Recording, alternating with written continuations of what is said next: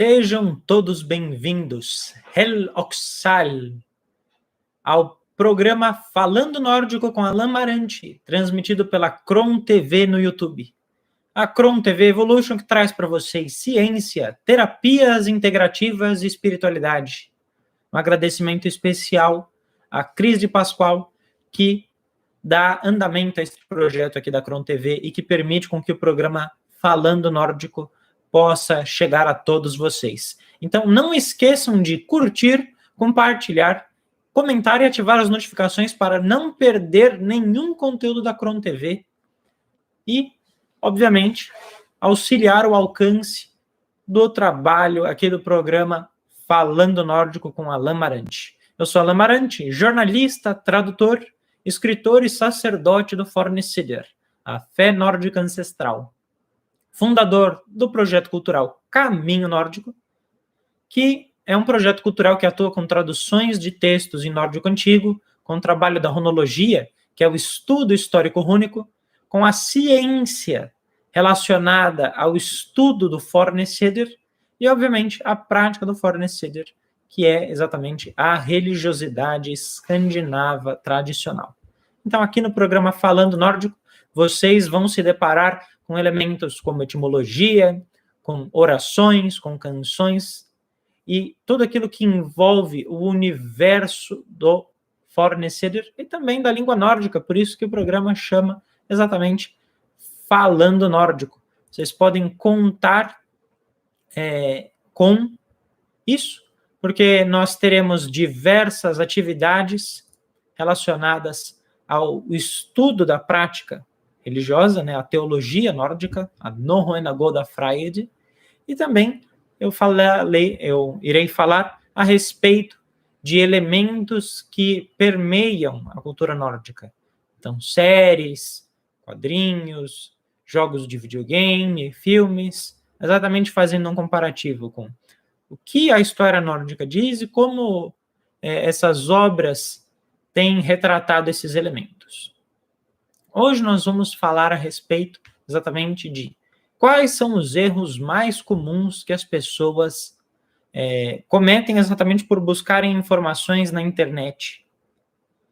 O primeiro erro é a respeito exatamente dos vikingar. Vikingar é o termo plural para o que a gente chama de vikings. Os vikingar não são uma nação. Vikingar era uma profissão de um período histórico específico da Escandinávia, que é a Era Viking, que vai exatamente do século VIII ao século XI, onde os nórdicos, tanto os dinamarqueses, quanto os noruegueses, quanto os suecos, eles estavam expandindo seus territórios, eles estavam invadindo locais da Europa, principalmente o centro da Europa, focando-se na região onde hoje é a Alemanha, e também em regiões como a Inglaterra, a Escócia e a Irlanda. Alguns desses assentamentos também foram até a Rússia, foram até a Itália, foram até a Espanha, até Portugal. Esse período histórico é chamado de Era Viking. Então, Viking não é uma nacionalidade, né? Uma pessoa que nasce na Escandinávia não é Viking, né? Viking é exatamente uma profissão, uma atividade que era exercida nessa época, do século VIII ao século XI, e as pessoas que eram exatamente os bandoleiros estavam realizando essa arte de incursão. Então, existiam outras profissões, obviamente, existiam artesãos, existiam fazendeiros, existiam criadores de gado, produtores de tecido, todas as atividades medievais relacionadas com a vida local eram comuns. Então, o vikinger, muitas vezes, ele não era isso o tempo todo. Ele saía para as incursões, ele ia até os locais onde ele fazia os saques, onde ele fazia os comércios, onde ele fazia as trocas, e depois ele voltava para cuidar das ovelhas, para criar porcos, para plantar o milho, para plantar o centeio, para produzir a cerveja. Então, esse é o primeiro e mais comum erro que as pessoas cometem é exatamente pensar que todos os nórdicos eram vikings, né? E, na realidade, isso não é real. O segundo erro mais comum são a respeito das runas, né? O termo nórdico antigo é runar. Runar significa conselhos ou insígnias arcanas, ou literalmente letras. Existem vários sistemas rúnicos diferentes que variam conforme a língua, a época e o local. Então, geralmente na internet as pessoas falam muito sobre o Elder Futhark, que é um conjunto de 24 caracteres rúnicos, e as pessoas falam que essas são as runas vikings. Não. O Elder Futhark é um sistema rúnico que se encerra no século V. A Era Viking começa no século VIII, ou seja, existe sim um sistema rúnico que era usado na Era Viking, que é o Younger Futhark, um sistema rúnico de 16 caracteres. Eu falo bastante disso na minha página, no Caminho Nórdico, que vocês podem encontrar, né, facebook.com/Caminho Nórdico ou @Caminho Nórdico no Instagram. Lá existem várias postagens a respeito das diferenças, e nós vamos falar um pouquinho nos nossos programas exatamente sobre as particularidades dos caracteres rúnicos. Recomendo também que vocês prestem atenção com relação às atividades que o Caminho Nórdico promove. Nós temos aulas, palestras e livros que auxiliam exatamente a entender efetivamente como os caracteres rúnicos funcionam e, obviamente, como a prática da religião nórdica se dá, porque esse é o objetivo do Falando Nórdico. O Falando Nórdico, ele vai trazer esse alicerce cultural, linguístico, para vocês, porque, por exemplo, eu falei para vocês que o termo correto é runar. Runar é o plural. Se existe o plural, existe o singular. O singular é rum. Então, uma rum, duas runar. Isto é exatamente o norrønt mål, a língua nórdica antiga. Nós vamos trabalhar muito esses elementos aqui. Vocês vão ter contato com os nomes e a pronúncia adequada dos termos. Então, os nomes das divindades, vocês irão aprender a pronúncia em nórdico antigo, os nomes dos objetos, dos períodos, das nacionalidades. Por exemplo, Suécia, né? Suécia em nórdico antigo é Svithjold, né? Que é exatamente o feudo ou a nação dos Svear. Svear eram os nativos da Suécia, descendentes de uma tribo chamada Ynglingar, que eram as tribos de Ing. Então, essas são algumas particularidades, alguns exemplos do porquê que a língua nórdica é importante. E é por isso que o programa tem esse nome, Falando Nórdico. Uma forma de tornar o nórdico antigo acessível para as pessoas aqui no Brasil. Essa é uma das premissas, porque através da língua nós conseguimos entender os elementos sociais, culturais, espirituais. Sem a língua, é impossível que esse trabalho seja feito adequadamente, já que as fontes, elas estão em nórdico antigo. São textos milenares, foram preservados até hoje, exatamente em nórdico antigo. E nós precisamos explorar esse conhecimento. Então, recapitulando, Viking não é uma nacionalidade, e sim uma atividade que era feita durante um período histórico específico, no século VIII ao século XI, e as runas vikings, né, primeiramente que não faz sentido, porque mesmo o Younger-Futhark, que foi usado durante a Era Viking, ele não surge por causa da prática viking, né, da prática dos vikingar.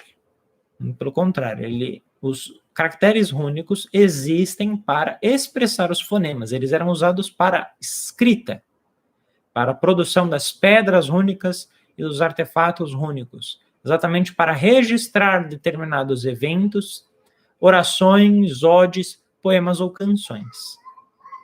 Então, essa ideia de símbolos mágicos que simplesmente têm poderes, isso na realidade é uma coisa esotérica pós-renascimento germânico, isso é depois do século XIX.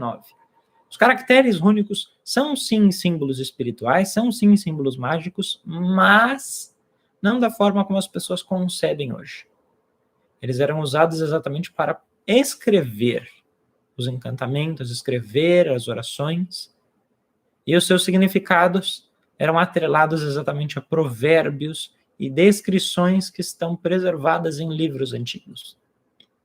Então, hoje em dia, obviamente, as pessoas, elas misturam com elementos do tarô, misturam com elementos dos búzios, e, naturalmente, isso leva ao equívoco. Faz com que você tenha uma apropriação cultural dos elementos nórdicos. Porque se existem documentos, se existem relatos, se existe a runologia é exatamente o estudo histórico rúnico.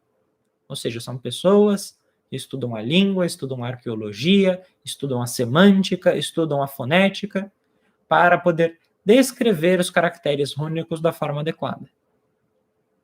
Então, nós precisamos exatamente trazer isso para o Brasil.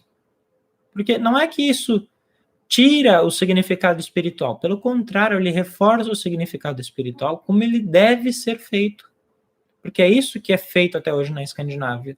As pessoas preservam os significados, preservam os provérbios, preservam os sistemas rúnicos e os separam e dividem exatamente pelos seus períodos históricos, pela língua que eles eram associadas.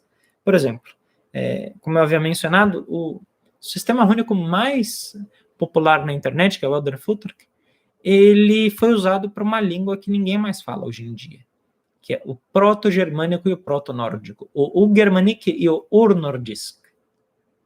São línguas que quase não existem registros, existem poucos artefatos, porque exatamente o sistema rúnico que mais foi usado na Escandinávia, e é usado até hoje, é o Jungerfutterk. Ele foi usado para o nórdico antigo, que dá origem ao dinamarquês antigo, ao norueguês antigo, ao sueco antigo e ao islandês antigo. Então, foi um sistema rúnico que foi usado do século VI até o século XV. E depois ele passou por um processo de resgate técnico através da runologia, tendo uma grande ascensão no século XVIII. Hoje em dia existem pessoas, existem artesãos, existem artesãos especializados exatamente na produção de pedras rúnicas com as técnicas antigas. Então, uma prática que foi preservada na Escandinávia, mesmo, obviamente, tenha se tornado raro, não são muitas pessoas que fazem isso, mas mesmo antigamente não era uma arte extremamente difundida, porque requer um conjunto de habilidades muito específicas. A pessoa precisa saber entalhar, ela precisa saber escrever, ela precisa saber desenhar, ela precisa saber usar as ferramentas para marcar a pedra, ela precisa produzir uma tintura para colorir esses desenhos. Então, é um artesanato extremamente específico. E a pessoa que fazia isso era chamada de runasmeder, artesão rúnico. Runasmeder era a pessoa que exatamente produzia esses artefatos. Então, eram pedras, eram anéis, eram pingentes, exatamente com as inscrições rúnicas. Eram fragmentos de madeira, eram entalhes em barcos, entalhes em espadas, no remo, numa infinidade de objetos. Mas o que é comum é que simplesmente a pessoa não ia lá e desenhava um símbolo rúnico ou pegava e misturava vários símbolos rúnicos e tentava fazer um desenho. Não, existiam frases que eram escritas nesses artefatos. Essas frases eram exatamente o poder dos caracteres rúnicos. Porque senão elas são simplesmente letras soltas. E é isso que precisa ser efetivamente trazido para o Brasil. A runologia, ela é essencial. É um dos trabalhos, tanto do Caminho Nórdico, quanto aqui do projeto, né, e do programa Falando Nórdico aqui na Cron TV. Vocês vão ter contato com isso. Um terceiro equívoco talvez muitas pessoas não façam ideia exatamente, que é imaginar que a história nórdica ela é mitológica. né, ela tem uma característica parecida com a história grega, né, de mitos. Na realidade, os fragmentos históricos, eles se misturam com passagens religiosas.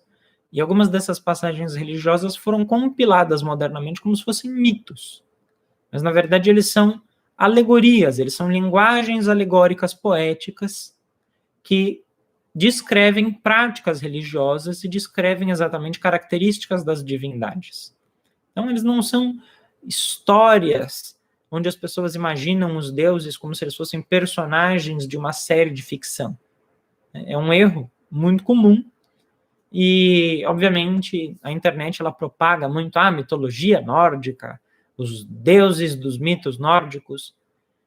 Primeiramente porque a religião nórdica ela não é algo que morreu. Como eu mencionei, existe o Forneceder, que é exatamente a religião nórdica que foi evoluindo com o passar dos séculos e foi preservada na Escandinávia. E nós temos também o neopaganismo nórdico, que surge na Islândia, né, com o nome de Áusatru, e também se difunde na Dinamarca, que é exatamente uma releitura da religião nórdica. Então, existe a religião nórdica tradicional, existe a releitura, são obviamente diferentes, elas têm conceitos totalmente distintos, mas em ambas há essa noção de que as passagens históricas elas não são mitológicas.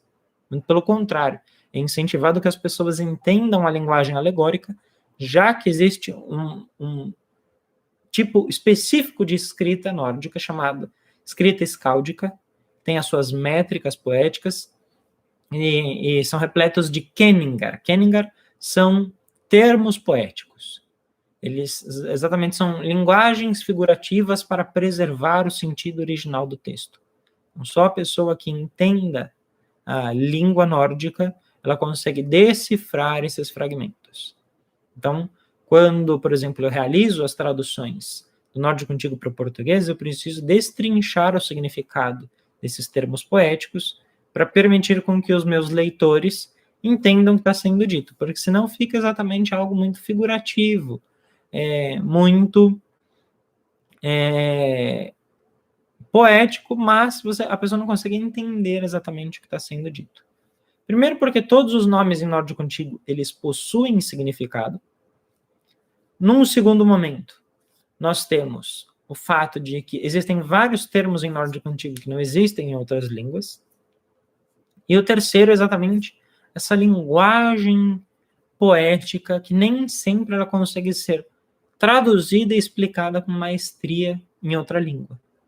Vou dar um exemplo. Quando alguém fala, por exemplo, boca de gigante. Boca de gigante é uma expressão usada para descrever o fogo. Porque o fogo devora tudo. E os Rissar, que são os gigantes das montanhas, né? Não confundir com os Jotnar, que são os gananciosos, são forças diferentes. Nos programas, vocês podem ficar tranquilos que nós vamos abordar todos esses termos, nós vamos falar a respeito das criaturas, nós vamos falar a respeito, inclusive, das representações antigas e modernas deles, mas só para vocês entenderem, existem criaturas que são chamadas de Rissar, que são os gigantes, são seres realmente colossais que habitam as montanhas. Exatamente como eles devoram tudo, eles comem, eles são muito glutões. Os nórdicos deram um nome para o fogo, que é boca de gigante, porque é exatamente o fogo, quando ele se alastra, ele devora tudo no caminho. Então, se a pessoa pega ali o texto, né, e ela vê lá, boca de gigante, e a pessoa que fez a tradução do texto só fez a tradução literal, e ela não tem familiaridade com a língua nórdica, efetivamente, ou simplesmente ela pegou uma tradução da língua inglesa, e ela não foi a fundo, ela nunca vai saber que boca de gigante significa fogo. Isso são os kenningar, são os termos poéticos. Por exemplo, caminho da serpente. O caminho da serpente é uma expressão para o monte funerário, o lugar onde uma pessoa importante é enterrada. Então, caminho da serpente, exatamente o túmulo ou a própria morte, dependendo do contexto. São exemplos. Existem milhares de expressões em nórdico antigo. por exemplo, né, o caminho da serpente, em nórdico antigo, é Grafseidisgata. Grafseidisgata é o caminho da serpente. Então, essas expressões, elas muitas vezes fazem com que uma pessoa que não tenha familiaridade com a cultura nórdica e com a língua não consiga entender. E é por isso que no projeto Caminho Nórdico, que dá continuidade no seu trabalho aqui com o programa Falando Nórdico, eu vou trazer para vocês esses elementos. Uma outra coisa que eu acho importante mencionar é histórias em quadrinhos e videogames não são fontes para entender absolutamente nada da história nórdica. Então, jogos como Assassin's Creed Valhalla, God of War, ou o Thor da Marvel, nada disso tem qualquer critério histórico. Eles têm, obviamente, eles pegam bases, mas não é critério para a compreensão da história nórdica. Vocês precisam entender, isso é ficcional. Então, ficcional, ele tem liberdades poéticas para adulterar tudo que foi interessante e promover exatamente as ideias do roteiro da pessoa que criou. Mas ninguém deve levar isso em consideração como algo histórico, como algo fatídico, como algo que tenha exatamente reflexo da história nórdica. Até mesmo a série de televisão Vikings, que é baseada em sagas que são documentos históricos, né? As sagas têm mais de 1000 anos. Ali exatamente tem a maior parte dos elementos ali é ficcional. Ele tem representações históricas que são baseadas na realidade, mas, por exemplo, os cortes de cabelo não são históricos, às vezes o nome de alguns personagens são nomes inventados, baseados em nomes reais, a história de vida deles não foi daquele jeito, e até mesmo às vezes vestimentas ou algumas passagens históricas, elas são baseadas na história e não efetivamente a história como deveria ser. Então, mas foi feito pelo History Channel. Tá, o History Channel, por mais que seja um canal que promove a história, é uma série ficcional, ele deixa isso claro. Então, nós precisamos tratar esses elementos como tal. Esquecer essa questão de videogame, de série, de filme, porque se nós vamos entender a cultura nórdica, nós precisamos olhar para o quê? Para a história, para a arqueologia, para a língua e para a Escandinávia hoje. Porque existem museus, existem artefatos, existem especialistas, e muitos desses objetos estão preservados lá. Então, eles conseguem contar essa história de forma viva. Porque se nós nos guiamos pela mitologia de blog de internet ou por série de televisão, nós vamos cometer dezenas de erros e é desrespeitoso com a cultura nórdica.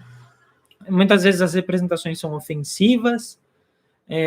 Obviamente, nós precisamos lembrar como os povos nórdicos fizeram frente e lutaram contra o cristianismo durante séculos.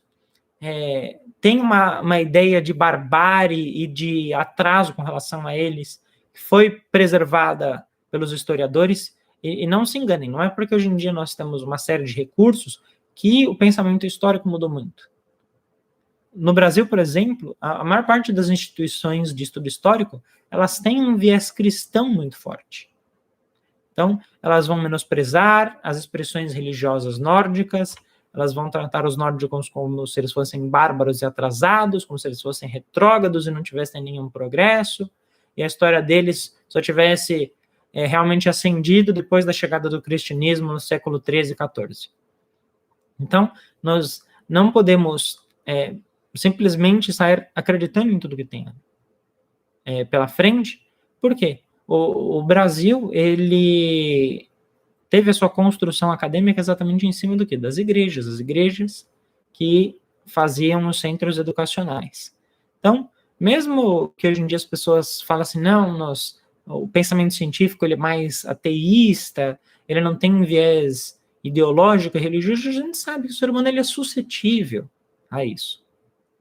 E dependendo da forma como a pessoa foi educada, dependendo do conjunto de valores e até mesmo de qual linha do pensamento histórico aquela pessoa trabalha, essas ideias cristãs de tratar os povos nórdicos como se eles fossem simplesmente atrasados e não evoluídos, vai estar ali presente.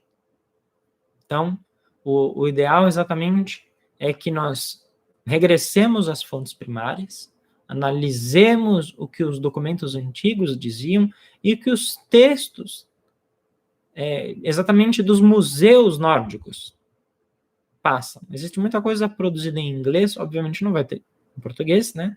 Mas como esses museus são exatamente trabalhos internacionais, é possível encontrar conteúdo em inglês. Eu vivo divulgando materiais de instituições sérias da Escandinávia, que são atreladas ao governo dos países nórdicos, são instituições que têm acesso aos documentos, aos relatos históricos, e, obviamente, eu vou abordar, às vezes, esses institutos. Nos próximos programas eu vou falar sobre os institutos, a importância que eles têm, exatamente para dar uma possibilidade para vocês adentrarem esse mundo pelo caminho correto.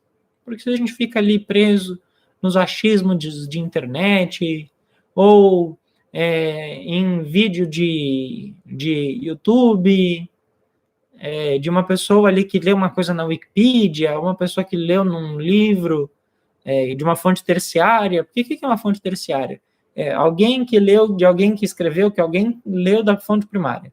Então, é mais ou menos como eu leio o documento original e conto para alguém. Essa pessoa vai e escreve um livro. Alguém vai e pega o livro que essa pessoa escreveu e monta dela. E aí alguém leu aquele livro de quem escreveu um livro baseado em outro livro de alguém que leu a fonte original. É exatamente isso que acontece no Brasil, nos Estados Unidos, que é o distanciamento das fontes originais. Lógico, existem trabalhos sérios, mas a gente precisa exatamente ser criterioso. Não tome como verdade a primeira coisa que você acha na internet, porque conteúdo bom na internet você precisa saber procurar. A história nórdica é muito vasta, existem sim instituições sérias, mas para cada instituição séria tem milhares de pessoas falando é mitologia de um povo atrasado, que só progrediu quando o cristianismo chegou, que era um bando de guerreiros bárbaros que matavam e bebiam sangue de pessoas. Esses absurdos, coisas que não são reais. Não tem o menor fundamento histórico. Essa ideia de que os nórdicos domavam sangue dos inimigos nos crânios, isso é fantasioso, isso é coisa de filme de Hollywood. Os relatos históricos, eles apontam coisas totalmente diferentes disso. Sim, obviamente, houve muita barbárie, houve guerra, porque a gente está falando da Idade Média, século VIII ao século XI. Não eram só os nórdicos que estavam exatamente numa corrida expansionista, nem em entraves de batalha. A Europa inteira estava dessa forma. Mas é que a gente não pode ter essa ideia fantasiosa de homens seminus vestindo peles de animais, bebendo sangue das pessoas em crânios. Que é exatamente filmes da década de 40, 50, né, retratavam os nórdicos e faziam essa temática viking fantasiosa, né, quase baseada como em uma história para assustar crianças, né? É até absurdo. E uma parte disso, obviamente, vem da demonização promovida pelo cristianismo, para que as pessoas abandonassem todo e qualquer valor que fosse anterior à chegada do cristianismo na Escandinávia. E é por isso que os nórdicos lutaram contra a cristianização e tentaram ao máximo preservar a sua cultura. Então, eu espero de coração que esse conteúdo chegue até todos. Então, ajudem-nos, compartilhem, curtam, comentem, ajudem-nos a difundir a história nórdica e a cultura escandinava da forma correta, porque esse é o projeto, essa é a ideia e essa é a premissa aqui do programa Falando Nórdico na Kron TV. Então, eu agradeço a todos, conto com a colaboração de vocês e espero que vocês estejam presentes nas nossas próximas edições. Enviem o link aqui do YouTube para o pessoal no Instagram, no Facebook, no WhatsApp, no Telegram. Disseminem essa informação para que a gente tenha cada vez mais pessoas interessadas pela história nórdica e pela espiritualidade nórdica, para que essas pessoas recebam uma informação de qualidade. Essa é a premissa do Falando Nórdico, e esse é o meu objetivo, e é uma das minhas missões, que fez com que eu fundasse esse projeto maravilhoso, que tem pessoas talentosas e realmente dedicadas. O Caminho Nórdico não é um projeto que eu faço sozinho, eu tenho pessoas realmente dedicadas, pessoas que honram a religiosidade nórdica, pessoas que se comprometem com a história, com a geografia, e é por causa disso que eu posso trazer essas informações para vocês aqui no programa Falando Nórdico na Kron TV. Eu espero que vocês tenham um exímio dia e que vocês possam desfrutar do conhecimento nórdico cada vez mais. Fau não é que froder vera, och vaxo och väl havask. Ord mera for de ordes leitadi. Verk mer a verkers leitadi. Eu sou Alan Marante e vocês assistiram ao programa Falando Nórdico aqui na Kron TV. Ao Sahel.